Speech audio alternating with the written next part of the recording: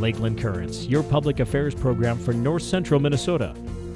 Production funding for Lakeland Currents is made possible by Bemidji Regional Airport, serving the region with daily flights to Minneapolis-St. Paul International Airport. More information available at bemidjiairport.org. Closed captioning for Lakeland Currents is sponsored by Nisswa Tax Service, tax preparation for businesses and individuals. Online at nisswatax.com. Hello again, friends. I'm Jason Edens, your host of Lakeland Currents. Thanks for joining the conversation today, and thanks for your ongoing support of Lakeland Public Broadcasting. Today, we are hosting the outgoing president of Bemidji State University and Northwest Technical College, Dr. Faith Hensrud. I'm interested in learning about her legacy at these keystone institutions, as well as her thoughts about the future of higher education. Dr. Hensrud, welcome to the program, and thank you for making time for our conversation. Thank you so much, Jason. Well, first of all, congratulations on your retirement. Thank you. How long have you been serving in this capacity, and why have you decided to pass the baton now? Yeah, so I'm just completing my 6th year here at Bemidji State and Northwest Technical College after having had 20 years in higher education prior to arriving here, and then also some experience in the military and in private industry as well.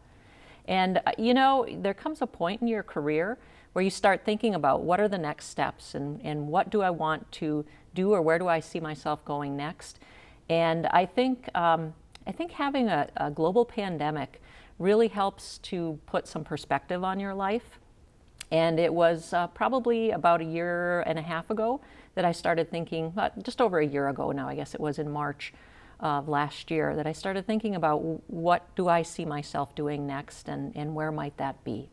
And I have a new granddaughter. She's now just yesterday 10 months old, so that was a very big factor in my decision. So are you retiring, or are you moving on to a new opportunity? So I'm retiring. I see. And I, you know, people have asked me, well, what do you see yourself doing next? And I said, you know what? I am going to take some time to relax, enjoy life, enjoy my family, and really do some of the things that I haven't been able to do in recent years. Well, during your tenure, you've of course accomplished quite a bit. Of all those things, what gives you the most pride as you pass the baton? That's a good question, because there are so many things. This has been a wonderful community, and the two campuses have been exceptional, and I feel privileged to have had the honor of working here. I would say at BSU, our focus specifically on becoming a destination institution for American Indians is a point of pride for me. We were able to, in the time that I was here, to accomplish a number of things. We had last year our highest number of American Indian students graduating, with 56 students who walked across the stage at commencement. And we had 350 American Indian students enrolled last year as well. And that was during a pandemic. So really feeling very positive about that. But we also were able to implement some grant programs, and one very specifically was focused on Native American nurses. And we received some federal grant funding, and that was actually a 4-year grant for close to $2 million that we were then able to apply for again. And we received another 4-year grant funding cycle for another approximately $2 million. That's amazing. What exactly are those grant dollars used for? Yeah, so it's really used for a number of things. Recruiting for one purpose, so that we can attract more American Indian students into the program, but then also providing them support. A really supportive program with mentors, with a stipend, with the ability to help them progress and actually attain their degree. We started out with prior to the grant, we had only 1 or 2 American Indian students enrolled in our nursing program. And we will have graduated, I believe, 27 after this semester. That's remarkable. So the part of the grant can actually be used as a living stipend or Correct. As some sort of financial aid for the students themselves. Yes. Yep. Excellent. So that, of course, increases college affordability and accessibility. Exactly. And I wanted to ask you a little bit about that, because I'm curious, what role do you think higher education plays in making college more accessible to underrepresented students in particular? As a public institution of higher education, that's our mission. Access and affordability are really keys for public institutions of higher education, because we, and I can speak for myself when I say the transformative nature of higher education is amazing. I was a first generation first generation college student. No one else in my family had gone to college, and I was the youngest of 7 kids.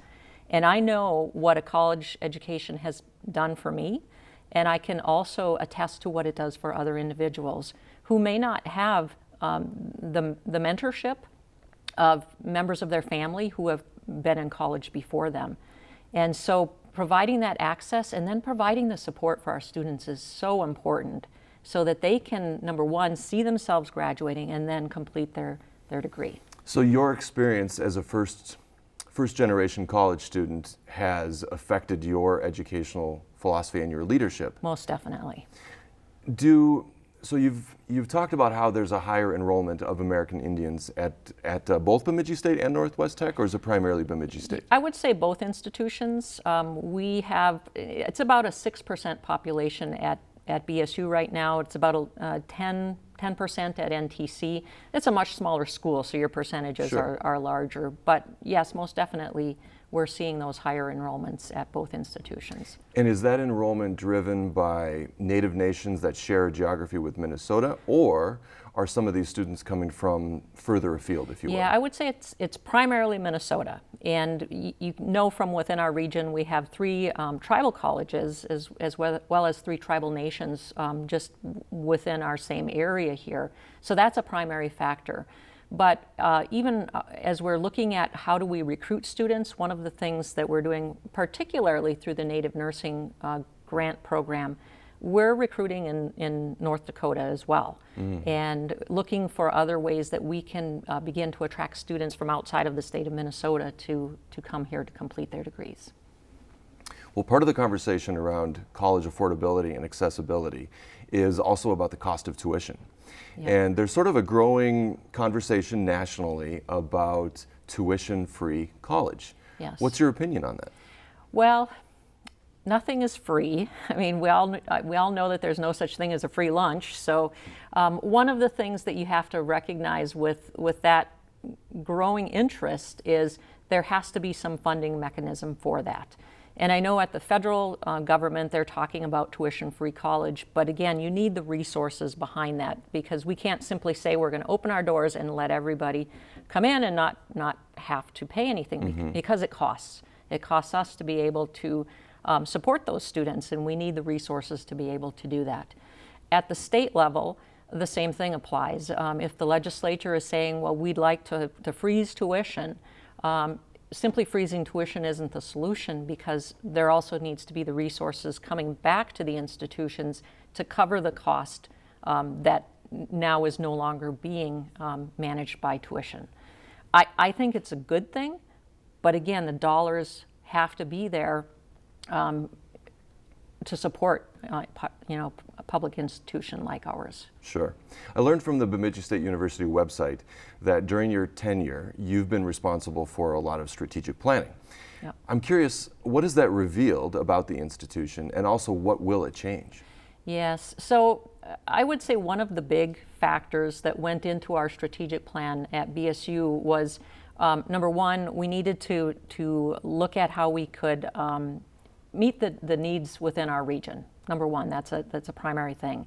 But we needed to do that in a way that was financially sound and also attracted students from an enrollment perspective. So as we looked at our priorities, we began to think about, okay, what can we do as an institution to stabilize our enrollment and potentially in the long term to grow? And it really was focused on how do we become an institution that can attract and retain a more diverse population of students. Because we know when we look at demographics, the student populations, the traditional white student groups are shrinking in size, whereas the diverse populations are growing. And so for an institution to embrace diversity and equity and inclusion and look at ways to invest in strategies that will help to attract and then support and retain both students, but also faculty and staff from underrepresented populations, faculty and staff of color as well. I'm curious about the transition. How exactly are you preparing your successor? Are you working side by side right now? And would your successor have the, let's say, the authority to undo some of that planning? That's always an option. So right now, Dr. John Hoffman and I are having conversations on probably a weekly or every other week basis. And he's in the process of putting together some transition teams, both internal teams and external, because he wants to be able to make the right connections both in the community and on the campuses even before he gets here, so that he can be ready when he hits the ground on July 1st to, number one, hit the ground listening, but also to make sure that he has the right people that he is seeking advice and counsel from before he begins to make some very large decisions that he would have. Every one of us recognizes that when we develop a plan, we set forth some strategies, our successor can come in and once they learn what the needs are, and needs change. In the 6 years that I was here, certainly things have changed, and the pandemic has impacted it a lot. So really assessing what's been done, and then what can we do differently to continue to move the institution forward is a critical piece. So I fully expect him to change some of the things that we've set forth. I would hope there are some things that have staying power, though. Sure. Well, speaking of the pandemic, you've been at the helm throughout the pandemic so far, and I'm sure that's been incredibly arduous as the president of 2 educational institutions. Has that been your biggest challenge? I would say yes. Yes. I mean, as a president, you have lots of opportunities and you have lots of challenges, but never would one have expected to have to deal with a global pandemic. I think when you and I talked probably in the early parts of the pandemic, I said, when you're in higher education, you actually plan for pandemics, but you don't plan, or we didn't in the past, we never planned far enough because you didn't believe it was going to happen. And so, yes, I would say in my career in higher education, this is the most challenging thing that I've had to deal with, because it was day in and day out for not 1 year, but 2 years. And it's not over. And it's not over. So I'm curious, how do you think the university will change going forward as a result of the pandemic, and how has it changed you? Yeah, good questions. So I would say, as a university, we've learned a lot. One of the things that we've learned about is how we interact with one another, how we communicate. It definitely was impacted negatively during the pandemic when you couldn't be meeting face-to-face with one another, and you had to figure out ways that you could communicate, work on signing things and moving them forward. So processes had to be put into a digital format, which is good. But really your engagement with one another was impacted negatively. But I think going forward, we appreciate now one another much more. To be here in a room with you is wonderful versus the last time we talked when we had a Zoom conversation. Indeed. So I think people are much more appreciative of one another when they can gather together. And I think that's going to be something that lasts with folks moving forward and with the institution. And certainly students.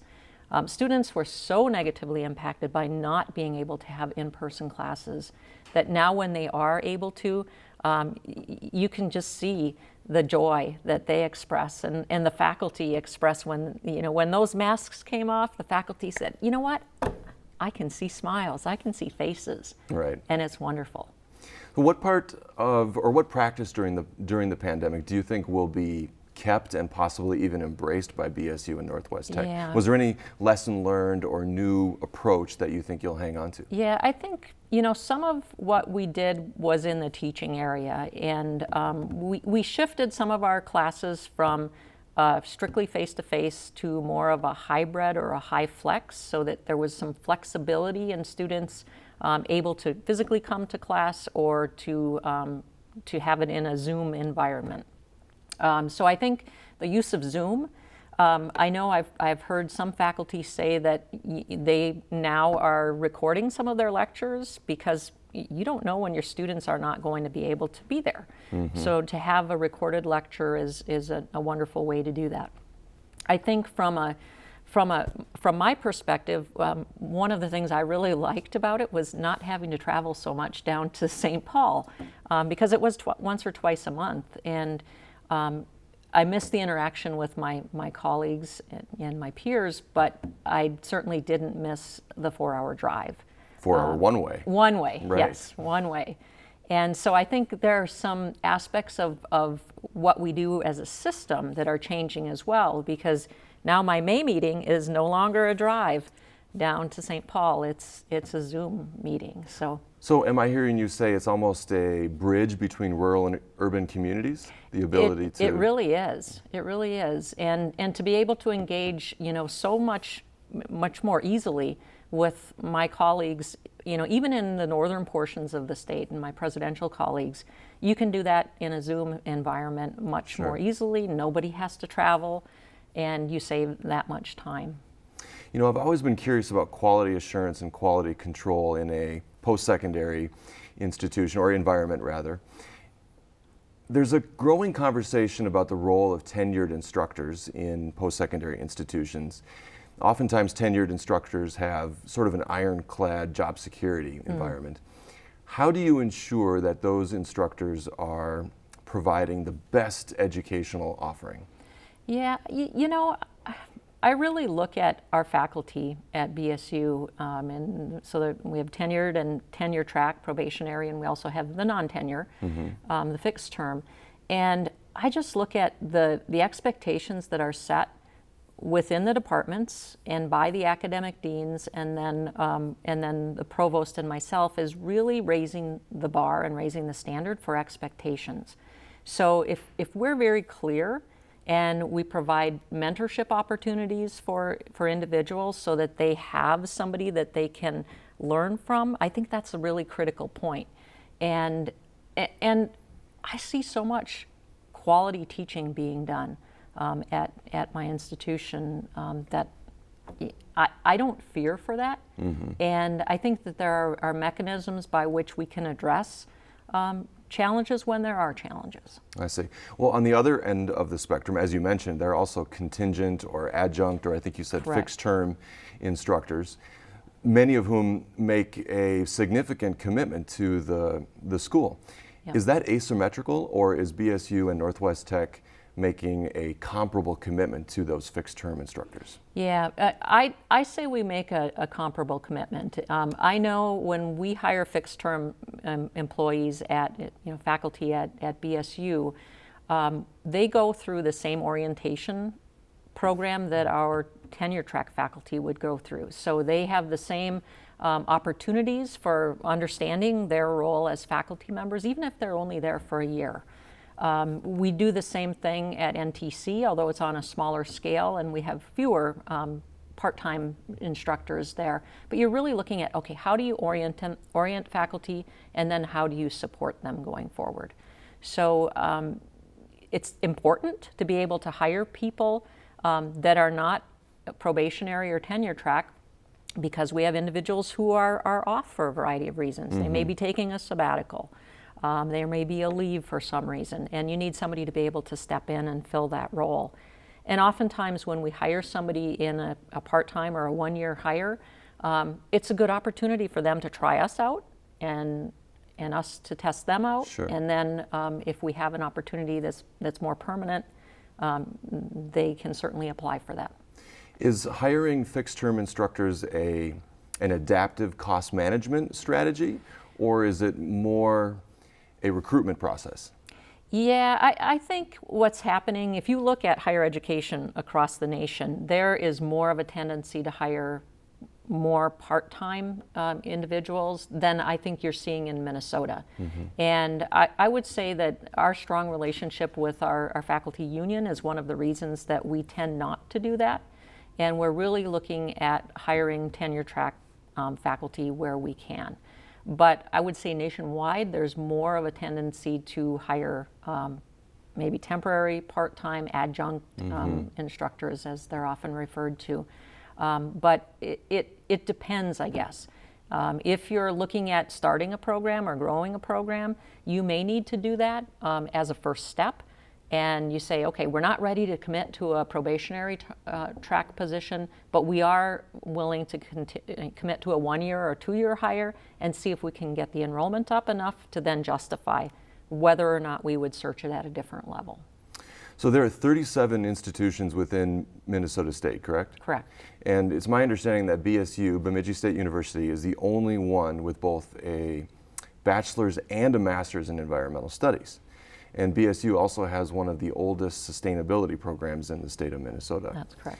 Yet, in spite of that, Bemidji lags woefully behind other institutions within Minnesota State on what we can probably all agree will become an increasingly large percentage of our energy milieu, solar and wind.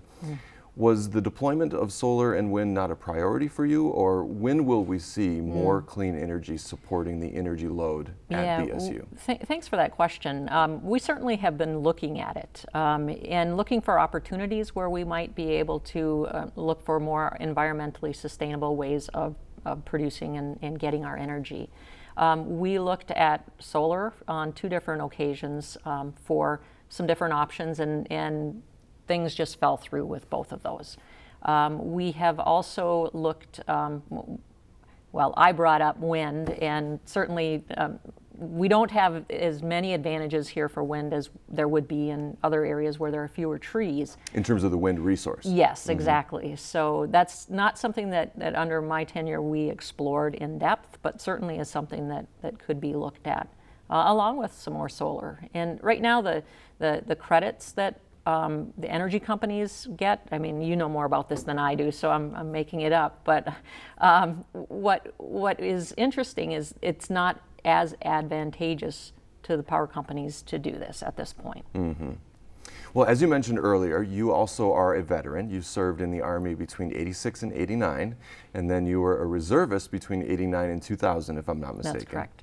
I'm really curious, how does that experience, or how has that experience affected your leadership and your educational philosophy? Yeah, thank you. Thank you for that question. So I went through the Army ROTC program, and Army ROTC, that's when you're an undergraduate student, you're also taking your ROTC and your military preparation courses. It's really all about leadership. And so I had 4 years of leadership training as an undergraduate student that helped to prepare me to be a leader when I went into the military. And that was really beneficial. I mean, you learn a lot when you are at the point where you need to now be in charge of 30 to 60 people right out of college, and you're not, you haven't really had experience doing that except for the training opportunities that you received. So I think that was really instrumental for me in helping me to understand, number one, how to manage people, how to manage a diverse workforce, and how to ensure that they were trained and equipped to do their jobs properly, because that's what it was all about. It was all about mission readiness in the military, and so those were pretty critical factors.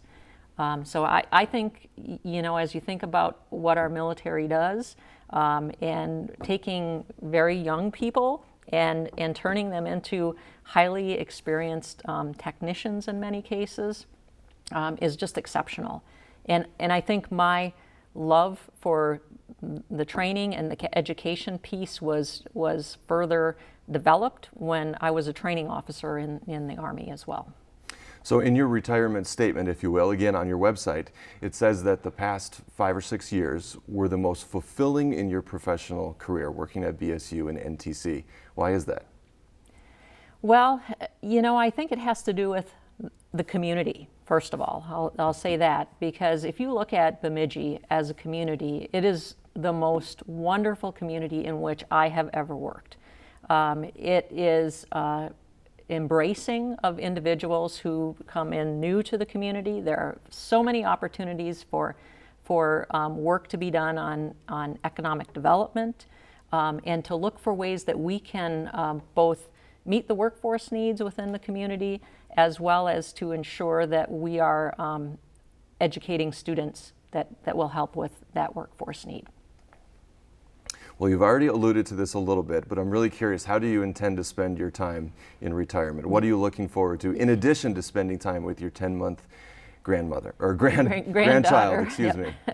So that's a big piece. As you think about Bemidji in April and this wonderful weather that we've had, I think I'm looking to go someplace warmer for a little bit of the winter time, and we'll be heading to Arizona for a piece of the winter next year just to sample that. We have a lake cabin and not too far from here, and we'll continue to spend time there. I love to be on the water. My favorite thing is kayaking and watching birds. And I have not played enough golf. You know, you're supposed to be a president and play a lot of golf. I play maybe twice a year. And so I want to get back to my golf game, and certainly I'm looking forward to that. But again, that granddaughter is really calling to me. Dr. Hensrud, congratulations. Thank you so much for your service, and thank you for spending time with us today. I appreciate it. Thank you so much, Jason. And thank all of you for joining me once again. You can continue the conversation on Twitter. Tweet me at CurrentsPBS. I'm Jason Edens, your host of Lakeland Currents. Be kind and be well. We'll see you next time.